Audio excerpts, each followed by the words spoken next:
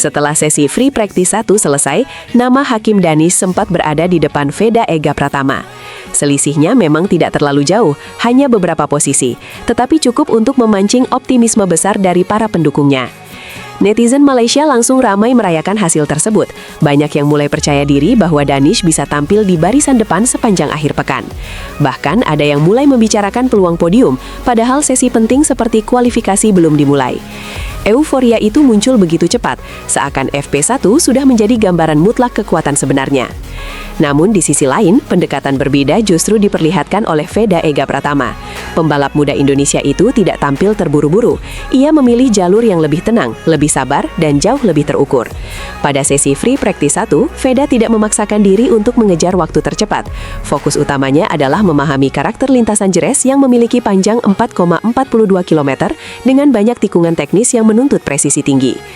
Ia lebih sibuk membaca grip aspal, menentukan titik pengereman terbaik, menyesuaikan ritme, serta mencari setup motor yang paling nyaman untuk balapan panjang. Sepanjang sesi, posisinya memang lebih sering berada di papan tengah. Jika hanya melihat hasil akhir, performa itu terlihat biasa saja. Namun bagi tim, justru disitulah fondasi dibangun. Di kelas Moto3, kemenangan tidak ditentukan saat sesi latihan bebas.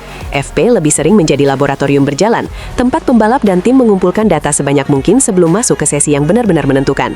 Karena itu, posisi di latihan tidak selalu mencerminkan kekuatan sesungguhnya. Sementara itu, Hakim Danish sendiri tampil dengan rasa percaya diri yang tinggi.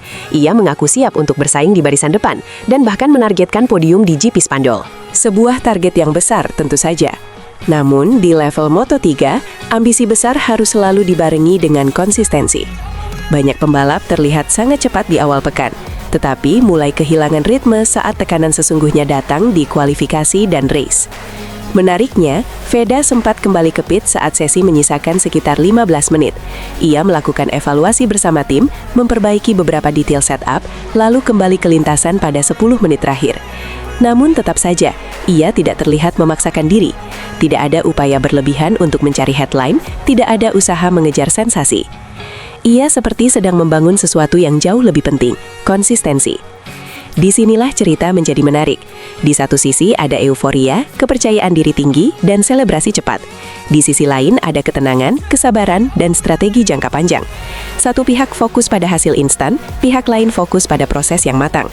Dalam seperti ini seringkali menentukan segalanya. Beberapa analis balap Eropa bahkan melihat situasi ini dari sudut pandang berbeda. Mereka tidak menilai posisi Veda di FP1 sebagai kelemahan. Justru sebaliknya, mereka melihat itu sebagai bagian dari strategi. Menurut mereka, sangat mungkin Veda memang belum menunjukkan seluruh potensinya di sesi awal. Bukan karena tidak mampu tampil cepat, tetapi karena ia memilih waktu yang tepat untuk menyerang. Strategi seperti ini bukan hal baru di Moto3. Menyimpan performa untuk sesi krusial seringkali menjadi senjata penting. Dan pola ini juga bukan pertama kali dilakukan Veda. Jika melihat seri-seri sebelumnya, ia kerap tampil biasa saja di awal akhir pekan. Bahkan kadang terlihat tertinggal dari rival-rivalnya.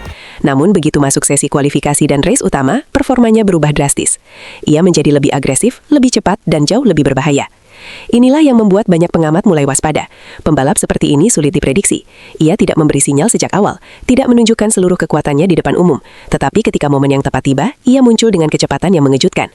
Beberapa analis bahkan menyebut pola ini sebagai bentuk kedewasaan balap. Kemampuan untuk menahan diri, mengumpulkan data, memahami lawan, lalu melepaskan seluruh potensi di waktu yang paling menentukan. Ini bukan sekadar soal kecepatan, tetapi soal kecerdasan membaca akhir pekan balapan.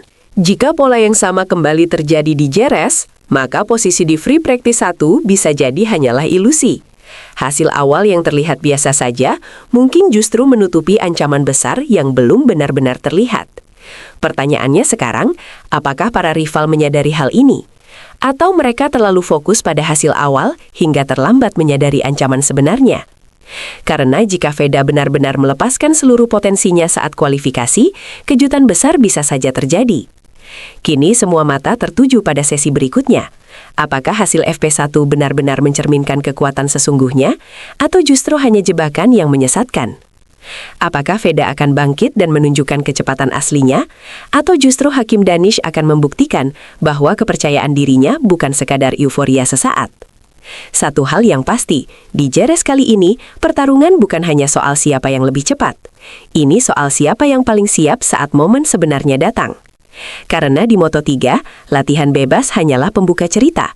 Bab sesungguhnya baru dimulai saat lampu hijau kualifikasi menyala, dan disitulah semua jawaban akan muncul.